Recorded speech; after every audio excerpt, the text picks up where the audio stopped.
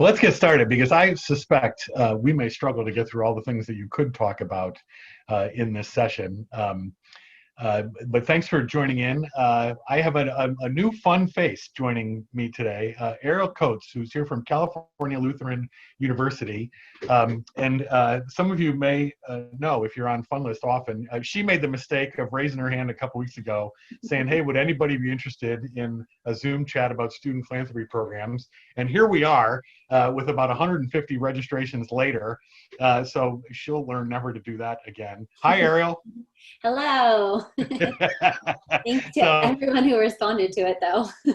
Yeah, so Ariel was not really looking for attention and has kind of made the point she doesn't do this regularly. So be gentle with her, everybody. Try not to use your usual fundraising vocabulary, if you know what I mean.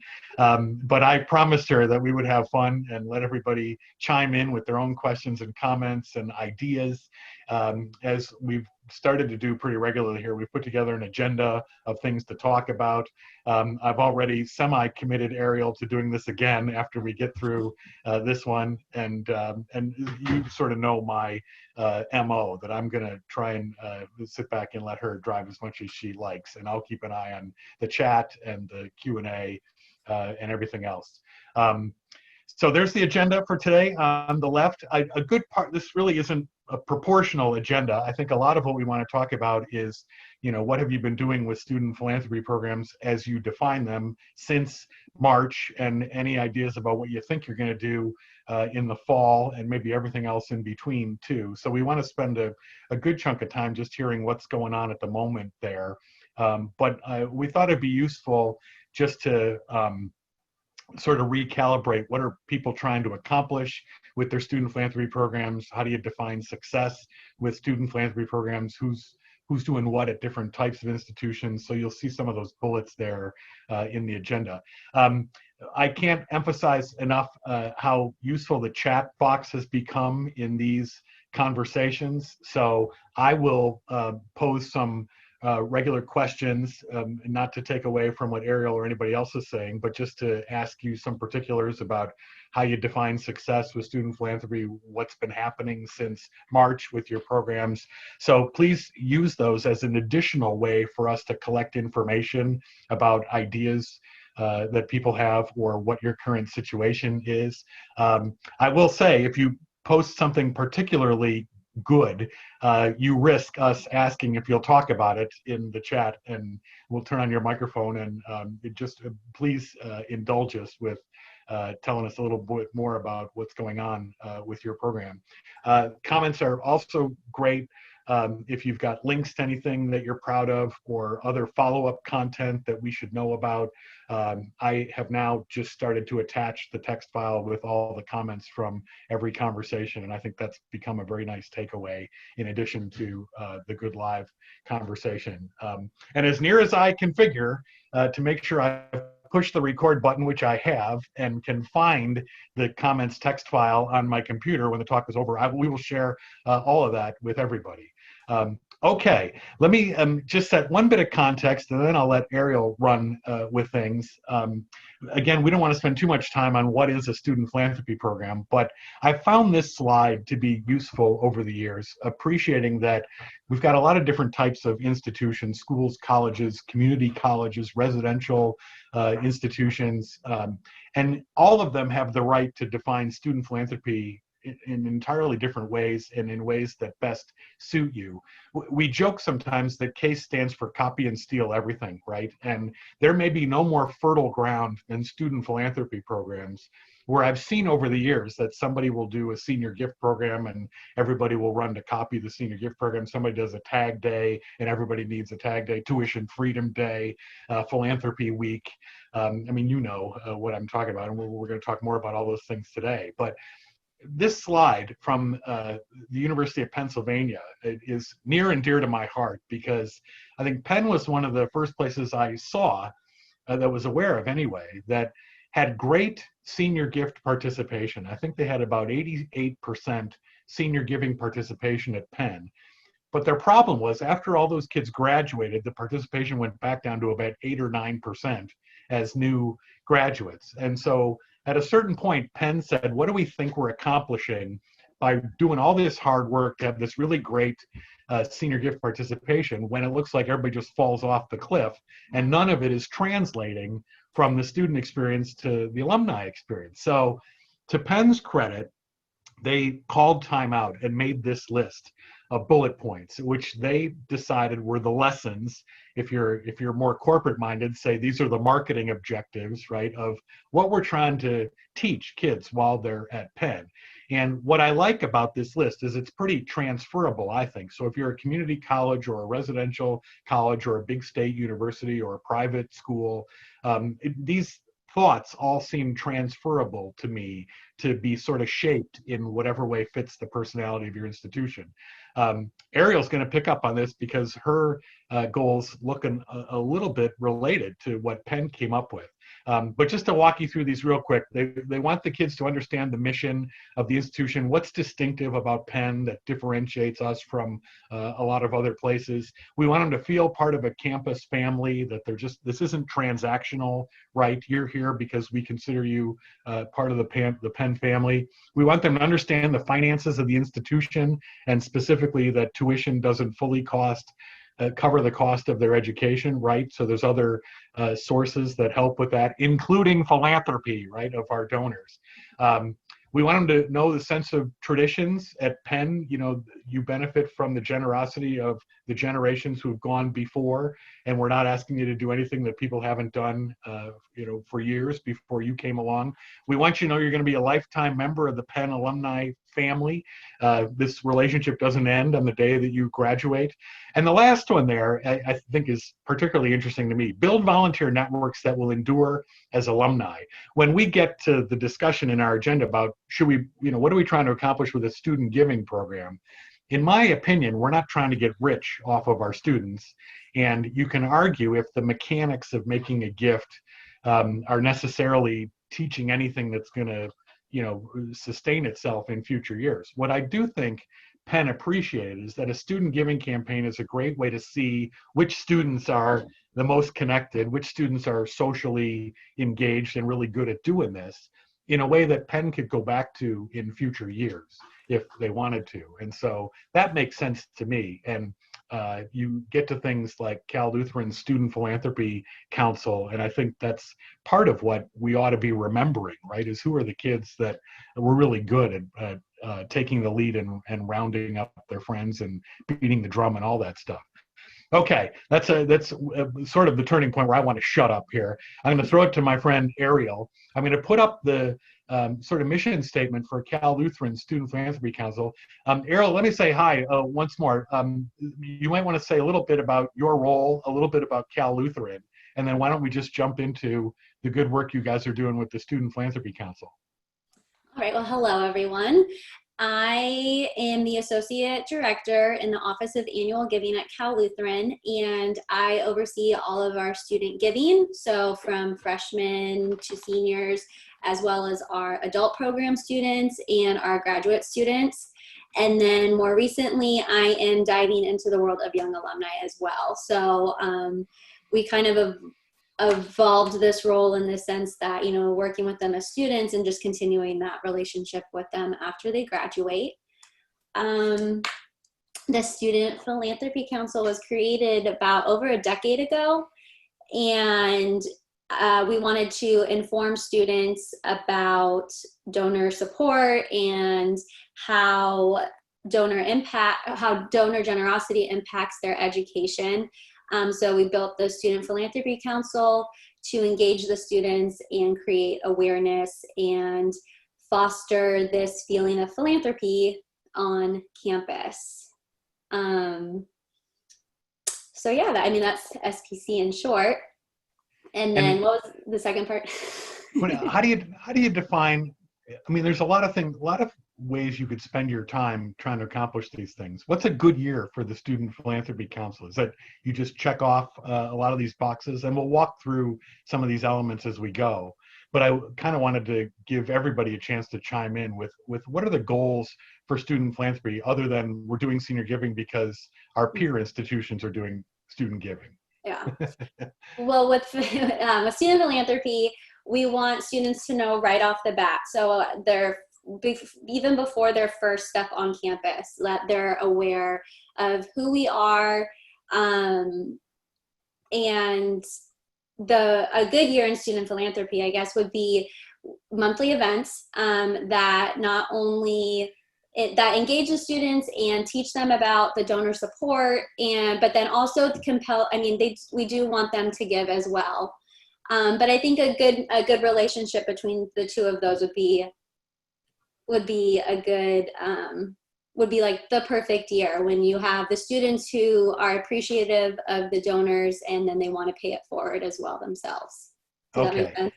Yeah, and I don't want to belabor this, but I also think, good goal getting is about good goal setting, right? And Yes. so you can, and I'm not suggesting you guys are guilty of this, but just as a pollinating bee who gets to a lot of places, I think some folks crowd a very busy agenda for student philanthropy because it looks like what they see at other institutions. But at the end of the day, sort of like the experience that Penn had, we're not doing ourselves any favors in the long run unless we really think through what is it that we're trying to accomplish in the first place. So anybody listening in, if you've got any inspiration about how you define a good year or a bad year for student philanthropy, and again, that's even before we talk about everything that's happened lately.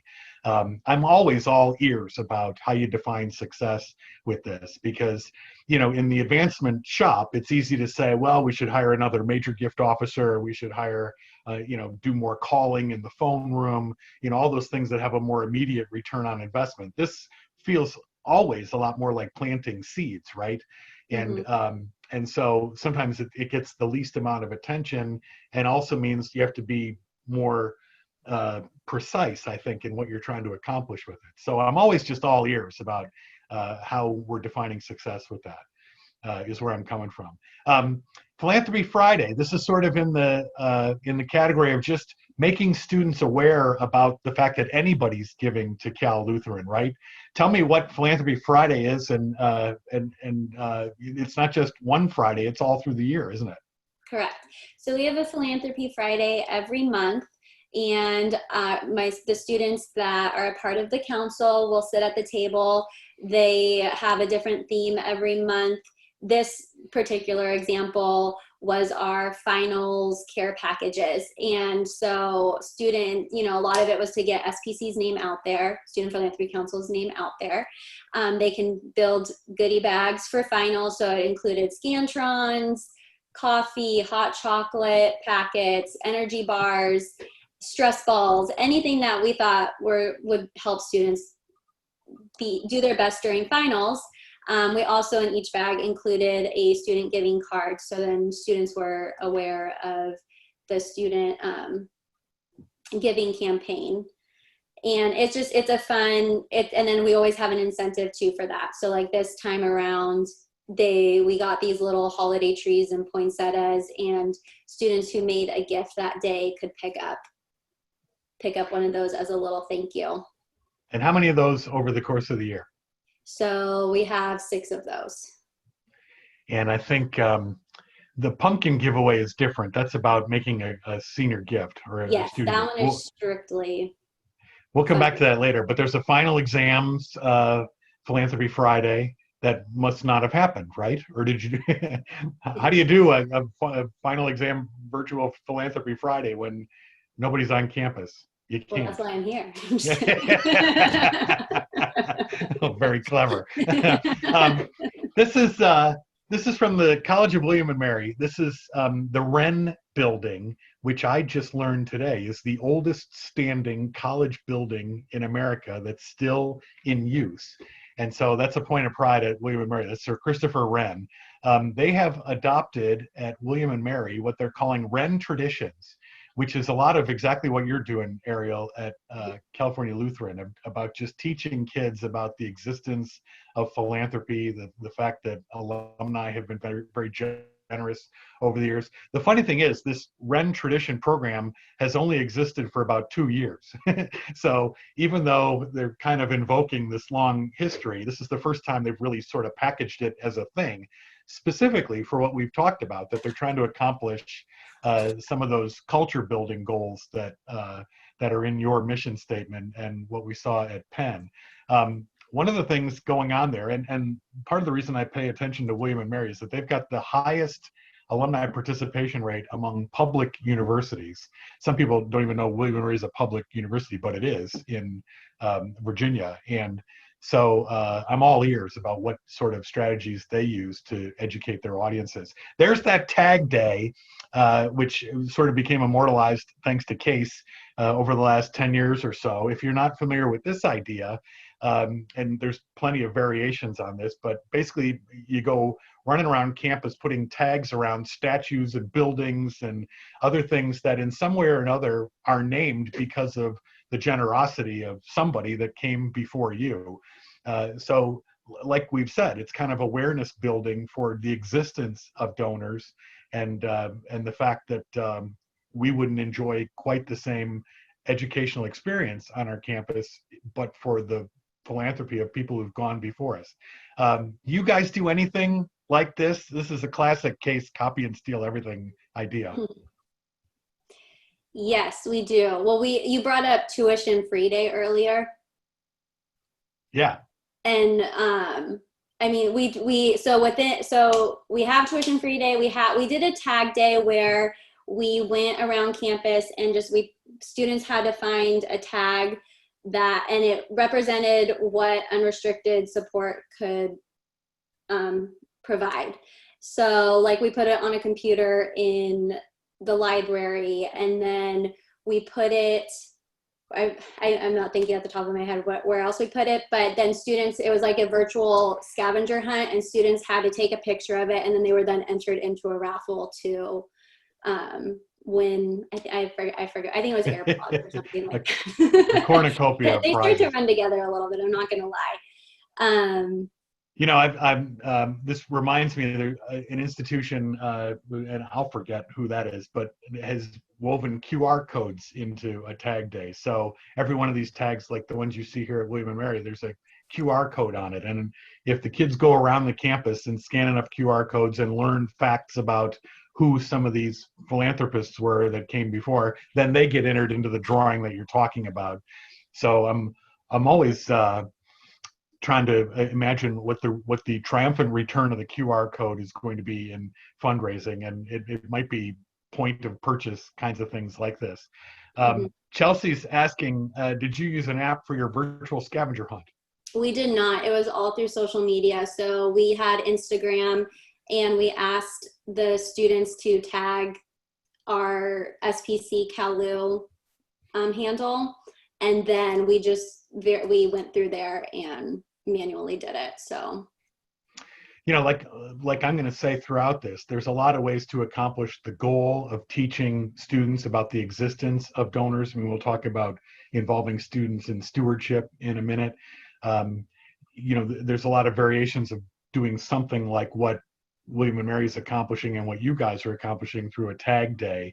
If anybody's got any other ideas for just how you raise awareness in the minds of students about the existence of all these donors, both current and in years past, I'd love to be able to include those in the chat. Whether or not you want to talk about it live, we're all ears about what that could look like at your place. There was one question, Ariel, about some of the different themes for your Philanthropy Friday. Is it just to raise awareness about the Student Philanthropy Council, or do you get more into other things you're trying to teach? We get more into other things we're trying to teach. So usually the first Philanthropy Friday is introducing the Student Philanthropy Council. We actually try to recruit at that one as well, get followers on our Instagram page and friends on our Facebook. And then other things include there's always one around donor appreciation. Well, Philanthropy Week is essentially donor appreciation, but we do a donor appreciation one. We do the pumpkin drive that kind of substitutes our Philanthropy Friday for the month of October. We do a student appreciation one. So usually we'll have one event each semester that we thank our student donors. So then they can, like, we've had an ice cream truck on campus and they can get free ice cream. Okay. I'm trying to look through my Instagram page too to see what other ones. Final exams, we do that one in December and May, so we do 2 of those. I put up the picture of your Tuition Freedom Day. I love the tagline on the T-shirt there. Now through May, donors pay our way. It's super catchy. I would like to say that I came up with that one, but I didn't. but this is a slightly different message, in my opinion. Sort of what we talked about, educating kids that tuition doesn't fully cover the cost of their education. I mean, this is also is educating them about donors too. But tell me about what makes up your Tuition Freedom Day, another great case copy and steal everything idea. So with our Tuition Free Day, we have how we figure out the date too is at Cal Lutheran, we really teach about how tuition doesn't cover the full cost. I mean, yeah, your tuition dollars don't cover the full cost of a student's education. And so there's a 15% gap that needs to be filled. So with March, it's usually about we're 85% way through the year. What if tuition just stopped? How would you pay the remaining balance? You know, and it could add up to almost $20,000, I think, over 4 years. Yeah. So it's really a way to just kind of like in their face say, hey, what would you do? Luckily, you don't have to think about this because donors are there to support you.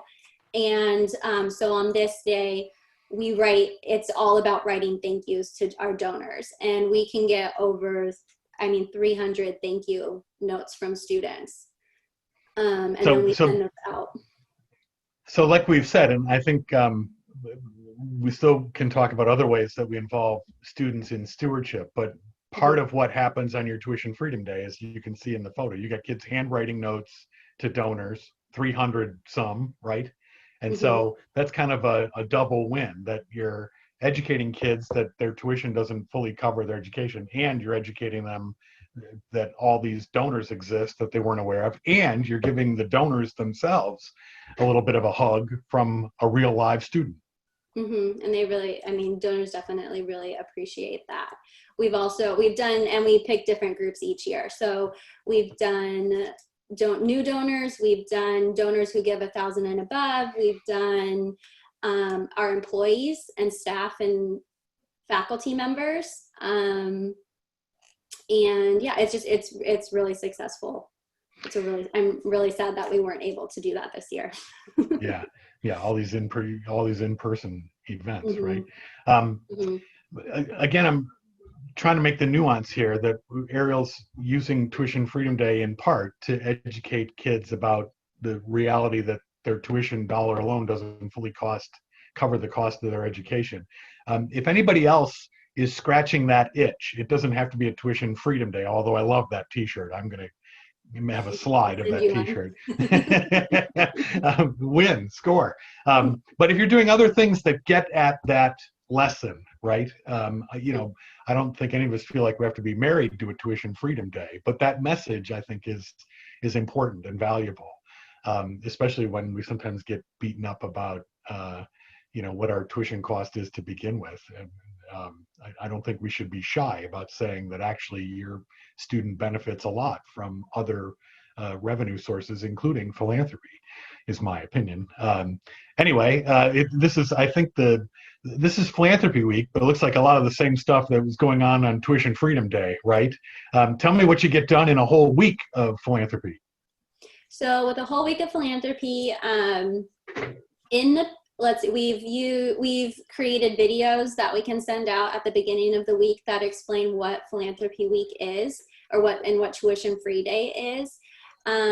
We usually do some sort of fundraiser, so like a restaurant fundraiser with a local company, and then we do Tuition Free Day. In the past, we've done Tag Day. We've done a Spirit Day where we've asked students to wear purple and gold or some sort of Cal-Lu shirt, outfit, and then post it on Instagram. And then we always follow up end the week with a student appreciation event. So we do a thank you student event on campus that we give like free breakfast or free coffee or something like that for students who give. It kind of changes every year. We've also in the past, I mean, we've worked with donuts. So the donut represented the hole in the donut represented the 15% that tuition doesn't cover. Very nice, yeah. um, Question from Grace: for your philanthropy, will you still be considering a local fundraiser this year, considering a lot of the restaurants might be shut down? we might. I would have to have a conversation with the restaurant. I know there's a couple that are around campus that, I mean, I think they appreciate the business a lot just in general, even if they have to give a little bit of something back, like 10% back. But I would still consider it. There was another idea actually this year that we were going to keep it on campus. So we have a Jamba Juice on campus, and they had agreed to give 10% back for every, because I think Philanthropy Friday week was going to fall on during St. Patty's Day. And so on actual St. Patty's Day, Jamba was going to allow us to, we'll give 10% back to every green smoothie or bowl that would have been purchased. So I don't think it hurts to ask, to be quite honest with you. So I would still consider it, maybe keep it on campus again since we weren't able to do that this year. But yeah, Pumpkin smash is the best at Jamba Juice, by the way. Ariel, you and I haven't talked about a giving day. Do you guys have a giving day, and does your student philanthropy group have a role on giving day? Yes, we ask them to volunteer at the tables, and we ask them to be social media ambassadors. And then and will you do anything specific with student fundraising on your giving day? We continue that. So when they give it to an unrestricted fund on giving day, they will, so one of either the annual fund or one of our schools or colleges or veterans resources, their gift will still be counted in the student giving challenge. Seniors, if they make their senior gift, they will still get a senior shirt and tassel.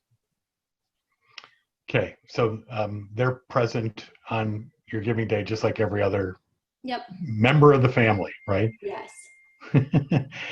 Cindy wants to know how many kids in your philanthropy council. I counted them up on your website. I looked like there was about a dozen, but I'm glad she brought this up because I wanted to ask about how many. Is that will you take more? Are you selective? And what are you looking for among the kids? Talk about how that group comes together. We had a good amount this year. This year's council was really strong. But it can vary anywhere between 6 to 12 members. Sometimes, I mean, there's years where I've had 4 and they've been powerhouses. It's open to everyone to join. So every year we are a part of our on-campus involvement fair. And so we recruit members that way. And they kind of just tend to weed themselves out at Cal Lutheran. So some just really stick with it and they're consistent, and others, they'll try it and then kind of fall out, or a lot of our students are really involved on campus, and so they stretch themselves thin a little bit. And so but it's open to everyone. There's no real application process. We have an application online that they can fill out. But that's me, it's really to like make sure that they understand what they're representing and supporting, and how, and that about like what our mission is as a council. Good. I was telling Ariel before we logged on that I do what I do today because I was part of the Student Philanthropy Council at Miami University in Ohio, which back then, we called it the Miami University Student Foundation. I don't even know what that means when I think about the name, but it got me addicted to what you all do in your jobs, because I thought, what a great thing to be promoting education, promoting philanthropy, promoting my alma mater. I graduated with an accounting degree, believe it or not, which I have not used almost to this day. But my university deserves credit for introducing me to the thing that I've loved doing for my whole working life, right? So don't underestimate, right, Ariel, the people that show up wanting to be on that council, they're making a little bit of a statement about what really excites them. And Yeah. of all the extracurriculars they could be involved with at Cal Lutheran, that's one that they want to spend their time involved with. And that's, Yeah. if I were you, I'd remember who they are. And I Those are do. the few. I keep in touch with pretty much almost every member after they they'll, graduate. You they'll know, and sign. some of They'll, them tend to like they continue to work at Cal Lutheran after they graduate too. You know, so yeah. they're Let's talk about student giving itself, and then we'll get into how people are managing these days. And we've already got a couple questions about the student giving side of the program, so we should touch on that a little bit. Explain how a pumpkin drive ties in with student giving. well, our pumpkin drive it's almost like a mini giving day, I would say. Yeah. But it's a push to just up the amount of support that we receive, not only in dollars, but in donors. And luckily, knock on wood, we have been able to exceed it every single year. So each year we raise a little bit more. But it's a chance for students to make their class gift, and just in the spirit of Halloween, they get a little mini pumpkin. So that's the And same kind of it's one of our most successful fundraisers. the same kind of awareness building that we've been talking about. And I like the tagline, University Purple, Give Gold, Bleed Purple, Give Gold. And that's a nice tagline.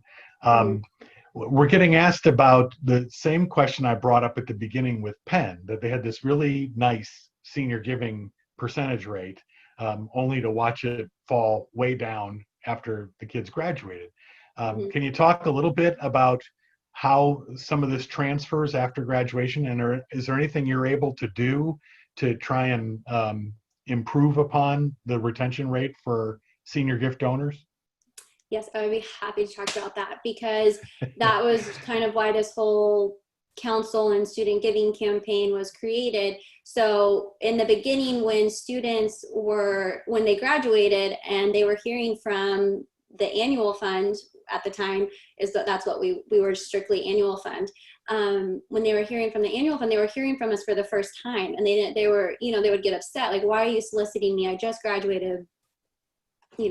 Same excuses after after a while. But so when we started reaching out to them and introducing ourselves before they even came onto campus as freshmen or first year students, we've seen the retention rate grow tremendously. I don't know the exact percentage of what that would be, but we have our phone-a-thon program, and my boss, Michelle, will go through each call sheet, and when it comes to young alums, you can see their giving history, and they've consistently given, and a lot of them will continue to do so after graduation. So I think just starting to teach them right when they come on campus has been hugely successful for us.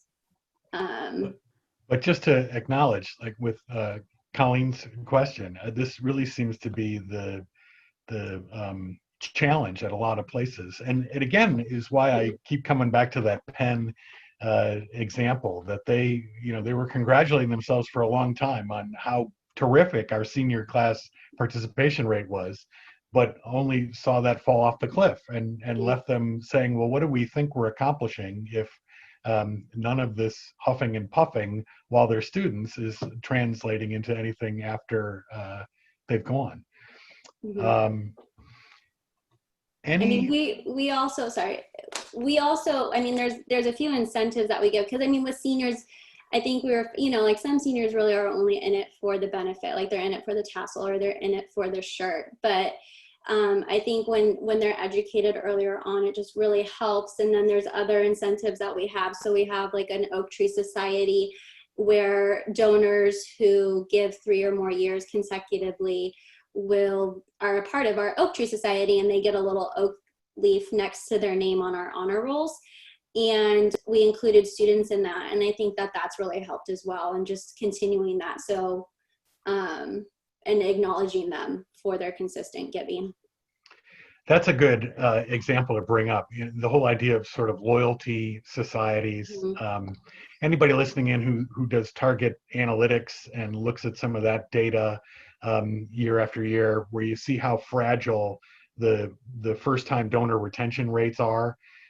So sort of what we've been talking about with the student giving experience is kind of the trend, regardless of anybody who's made their first gift this year, that their retention rate is real thin heading into the next year. So you've started to see the emergence of loyalty giving societies, which can be, for people who've been loyal for years and years, but more meaningfully and more strategically is to recognize people who've given 2 years in a row or 3 years in a row, like Ariel's talking about.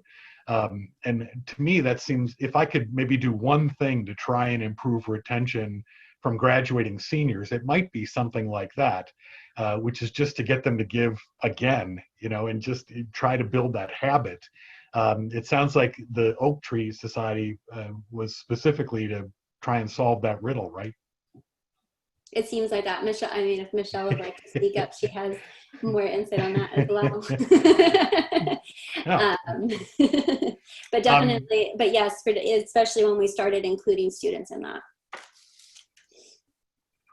We should drag Michelle into this at least once, right? It would only be fair. Since but we might as well out her, right? She nudged Ariel into this chat. And so, Michelle, I'm saying this with love. How are you? And can you add any history to the Oak Tree Society and other facets of the program that we're talking about? Absolutely. Yeah, the Oak Tree Society in was created as a loyalty for just that. When it was started, there was a little bit of pushback from the person that I reported to. They wanted they wanted donors to give 5 years or more to be able to belong that. And it had taken us so long to build our student giving, even to get it under our umbrella. And I mean, it was a fight. It literally took me 7 years to fight for this. And I kept getting pushback saying, this is not the culture that we want to create on this campus. I said, this is the culture we have to build on this campus. And, Student Life gets them for 4 years. We get them for the rest of their lives. And they have no idea who we are and what we're about and what we do, how it impacts their education. But one of the reasons why I thought it was so important to put a lower number of years on that loyalty giving society was because that enabled students to participate in it. And if they gave 3 years, out of the 4 years, I mean, we hope that they give 4 years, and we do have students that give all 4 years. But if they gave 3 years, it made them, belong to that society. And one of the things that Ariel, when she was mentioning about that, they get an oak tree next to their name on their honor roll and printed materials and in the commencement program. But we have a pinning ceremony where they get a pin that they can wear on that, on their, lapel.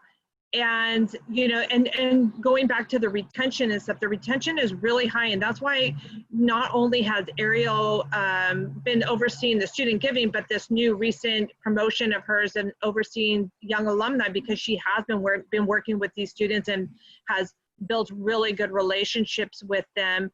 And so we're seeing those, we're seeing that work in our alumni giving when they graduate, and before where it would literally drop off.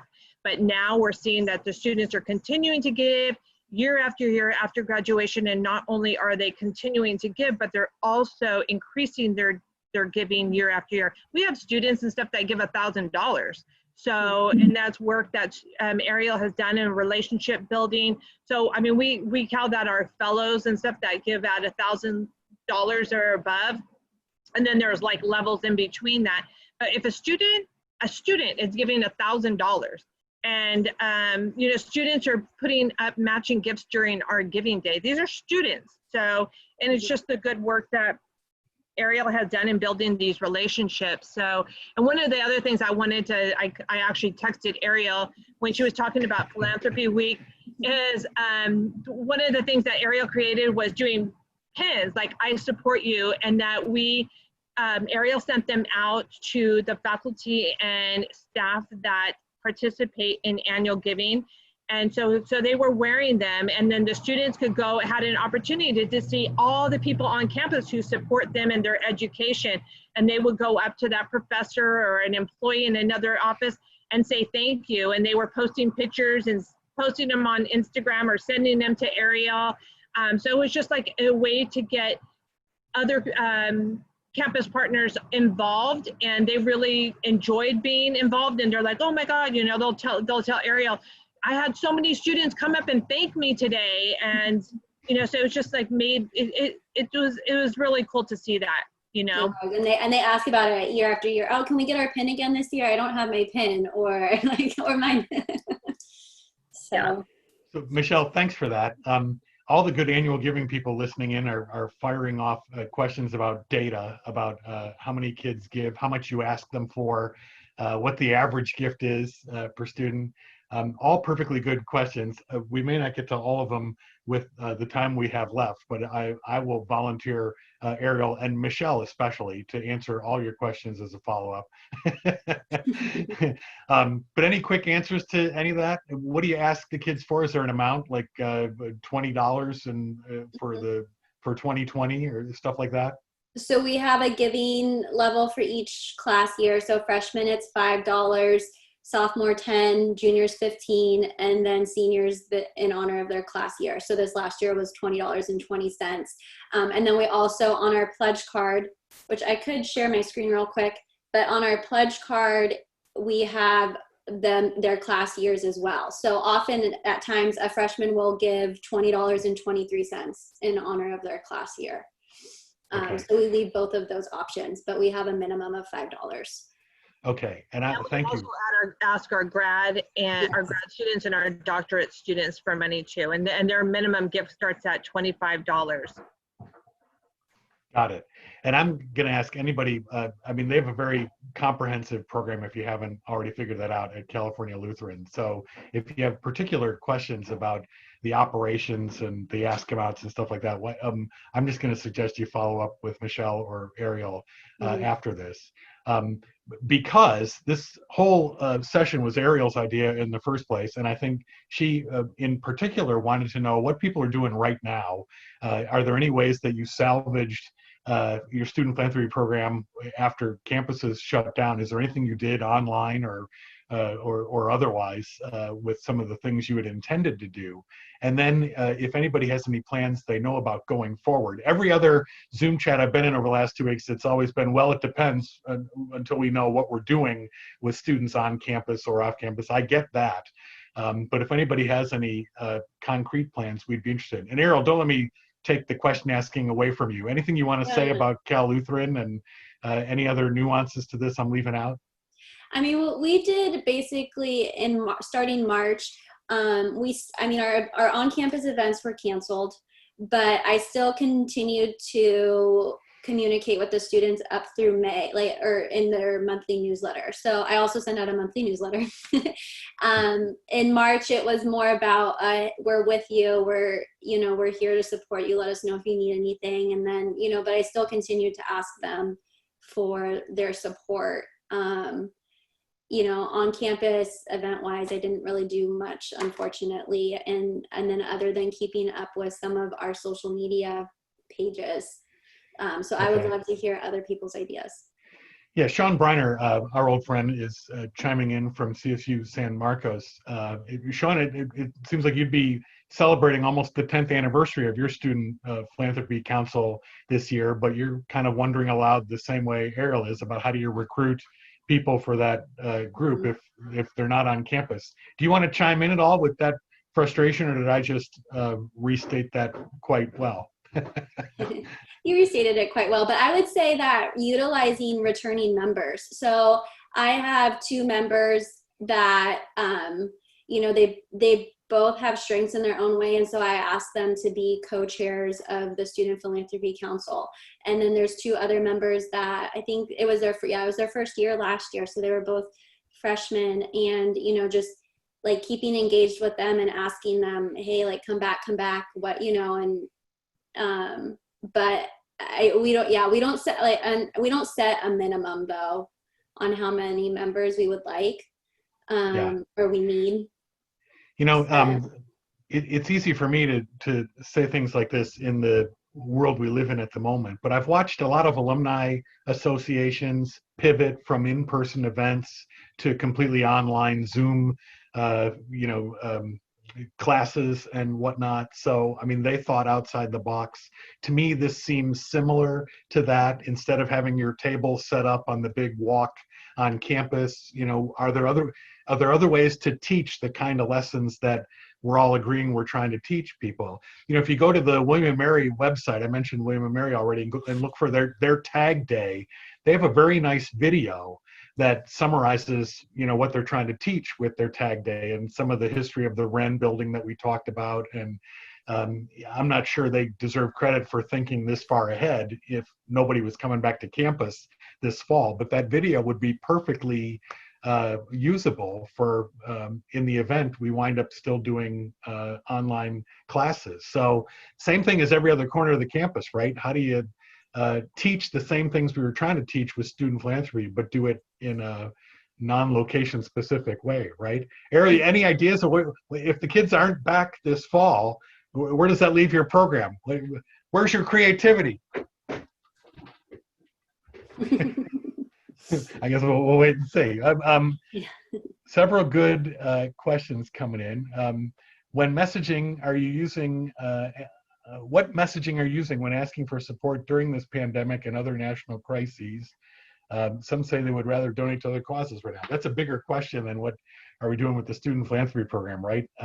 I'm guessing, Ariel, you haven't tried to put any of your activities with the kids into a coronavirus case for support, have you? I mean, well, our annual fund supports the greatest needs of the university, and so it's actually listed as one of our COVID-19 crisis support funds. Okay. So just, I mean, if someone were to reach out and say, I want to just give specifically to COVID, you know, I would encourage them to give there. I mean, almost every Zoom chat we've done on any topic, you always come to the point in the conversation where you say, well, what about right now? You know, what about the coronavirus case for support? Student philanthropy programs aren't any different from that, are they? That whatever we invited kids to support previously, there's no reason why you couldn't talk about COVID-19 related gift uses, right? Mm-hmm. Yeah, I mean, I think every department on campus would have their own need, you know, and their own, they're facing their own, I don't know what the word I'm looking for is, but, you know, they're facing their own challenges with what's going on, and they need that support too. Yeah. Hey, Raina's listening in from Memphis. Raina, if you're willing, I'd love it if you would turn on your microphone and chime in. You brought up specifically how you're allowing students now to give to some of these coronavirus related purposes on campus. Are you there? I am here. Hi, Raina. I hope I didn't make you sorry that you chimed in with a comment, but would you talk a little bit about what kids can do there? They can give for some of these specific purposes, huh? Yeah, actually, I'm an intern for the senior class gift program. One of my colleagues, Angela Jarvis, is also on this, so she wants to chime in. I'd be happy if she wants to do that too. But yeah, so basically, amidst all of this, we did have a lot of people basically saying some of the similar things that we have in the chat, like people wanted to give to other funds. So very quickly, we were able to make that change so that seniors didn't only have to give to the senior class gift, because that goes to fund a scholarship for an incoming freshman, which didn't seem very applicable to many people. But leadership in advancement allowed students to go ahead and just make their gift to the emergency fund. We had one for each of our campuses set up. And that has done really successful. We had like 161% fulfilled on one of those. So that worked out very well. And then students could also give to the food pantry, which became really popular in the past 2 years or so. So those were just two ways that students could fulfill their senior class gift. This semester was obviously $20.20. And Angela has in the comments that we had over 300 gifts made this semester, I believe, but every year that's growing. That's awesome. And to just reiterate, for one of the campaigns she was talking about, our student emergency funds were all housed on our crowdfunding platforms. So that was we were able to show donors that people were actually wanting to give, that they weren't the only ones supporting other students. So those have been really, really successful. There's a comment about having students participate in online trivia. That strikes a note with me because just 2 weeks ago, I told you I went to Miami University. They had an alumni trivia night that I could not resist joining because I used to give campus tours as part of being in that student philanthropy group. So I wanted to see if my knowledge of trivia was still sharp about Miami.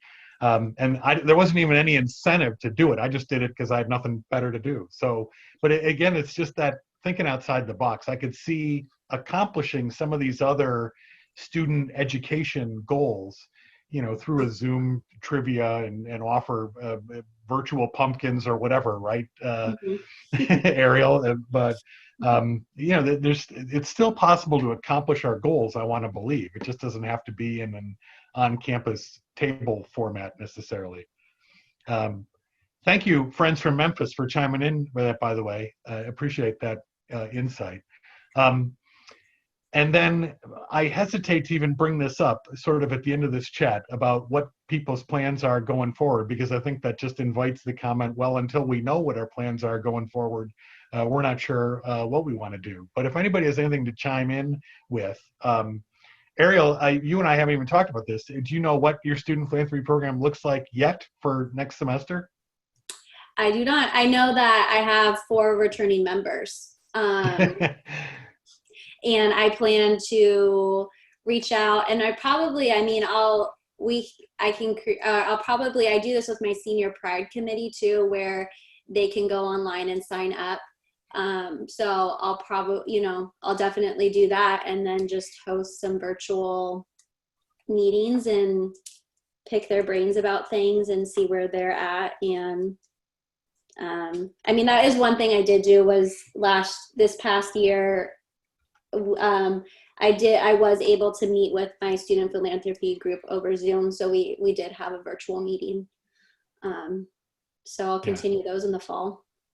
And to everybody who is just wondering what this could look like, I am going to stick to my guns where Ariel and I started with this, that if you get the goals right of the lessons you're trying to teach and what you want the kids to learn, then it becomes less of a problem. Is it an on-site conversation, or could it be a virtual type conversation? And that's where I see alumni offices thinking outside the box.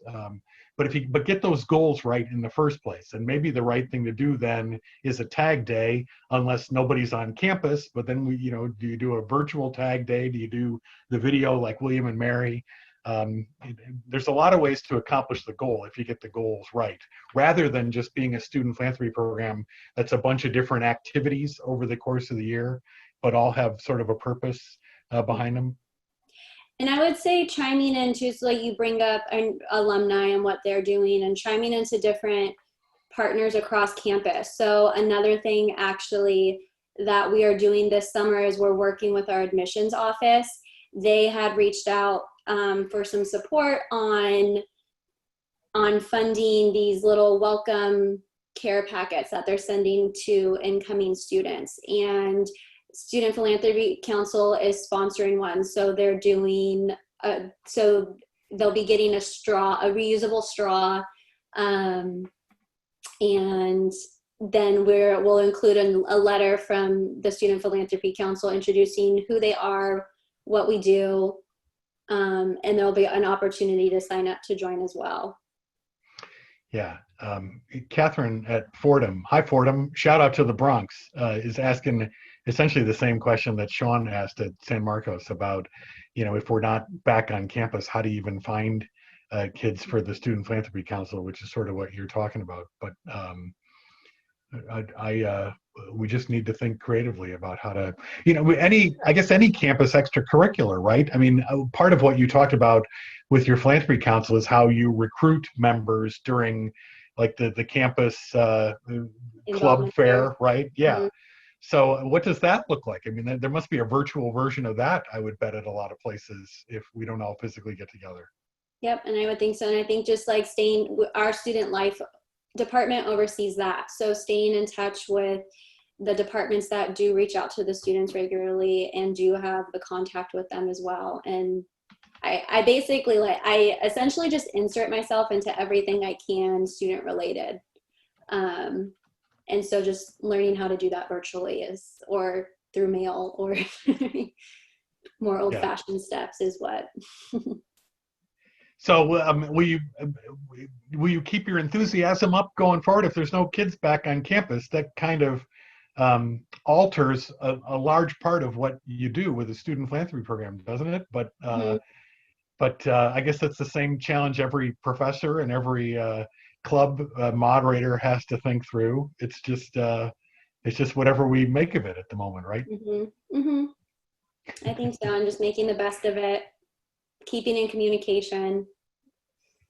Yeah, and keep beating the drum for philanthropy too, right? And planting these seeds that will hopefully grow into big support down the road. I always tell the story of Michael Bloomberg, the mayor of New York and one-time presidential candidate, and by gosh, very philanthropic supporter of Johns Hopkins University. He's given $1 billion to Johns Hopkins, but his first gift was $5 the year he graduated. So, I don't know if the senior gift program can take credit for all those future gifts, but I think it's probably fair to appreciate that we got him thinking about it and started beating that drum and educated him about other previous supporters of Johns Hopkins. So, this program may not always have the most immediate return on investment, right? But by the same token, I don't think we should underestimate how you're introducing an idea to kids that may go on and have very, very big outcomes down the road. When we'll have no credit to share for it at all. I got one last question from Angela at Memphis. They're using Tiger funds on campus money. Angela, you want to talk about that real quick? Oh, so she's not sure of the details. So now I've already committed her to talk about something. Sorry to drag you back into this, but I think that's a good point. They've got campus money in their accounts, and they've at least got the option to just be philanthropic with that if they choose to. Yes, that's correct. So I forgot exactly when it was set up, but essentially our Tiger Funds was limited to only dining and stuff like that. But luckily, we were able to connect their ID cards so that the students can give using that money. So essentially, it's like they're not giving actual money from their wallet. It's something they already just kind of don't see anyways. But something our Tiger Pantry, our food pantry on campus is doing is allowing meal swipes, students to donate their meal swipes to another student who needs them. So that might be another idea you guys might want to talk about with your campuses. Yeah, and in some cases, it's probably their parents' money anyway, so even better. Exactly. Thank you for that, Angela. I want to respect everybody's time. We're right up against the top of the hour. Ariel, this has been really great, and I have to admit, this is my education on just how comprehensive the program is there. So tip of my hat to you and to Michelle. Any last words of wisdom you want to say? Reach out if there's I think just keep moving forward. Yeah, and like I said, I didn't mean to overlook any of this. Some very appropriate and very precise questions about the program they have at CLU. But feel free. And to I can provide my email as well. Yeah. Or is there a way to do that?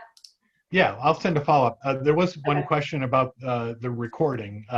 Yeah, I always am flattered when people ask if there's a recording because they must have heard something useful in the conversation. So that's good to know. But yeah, we'll send the recording and the chat and the contact information so anybody who wants to follow up can do so. Ariel, thank you. Well done. Thank you. Thank you everybody for being here. I'm going to go out on a limb saying this probably isn't the last conversation about student philanthropy, but the first conversation about student philanthropy. I know there was also a question about when to start communicating, I think, too. It's a little... Oh, right. Yeah, when do you start Yeah. teaching How some are of you those starting lessons? to educate as soon as they come to campus from Brittany? Hmm. I can say I make fun of Princeton all the time, and Princeton raises more money in annual giving really than they know what to do with. And a large part of it is because they have taught that tradition. And I know that when you're a high school student getting a tour of the Princeton campus, they will tell you, you know, what philanthropist made that building possible. And the tour guide will tell you what class they're in because they want you to think in terms of your class when reunion giving comes along someday. So you reap what you sow in a lot of ways, right? And It's we actually get to talk. really, oh, Go sorry. ahead. It's really beneficial to host a Philanthropy Friday too on those days, because in the past, we've actually had prospective students or their parents donate. So There you go. Even better if it pays for itself. But yeah, point well taken. And I'm already hearing agenda topics we could talk about next time. So hold that thought. Thanks for listening in, everybody. Thanks again, Ariel. A really nice thank job. And you. thanks, Michelle, too, for dragging you into this, I guess.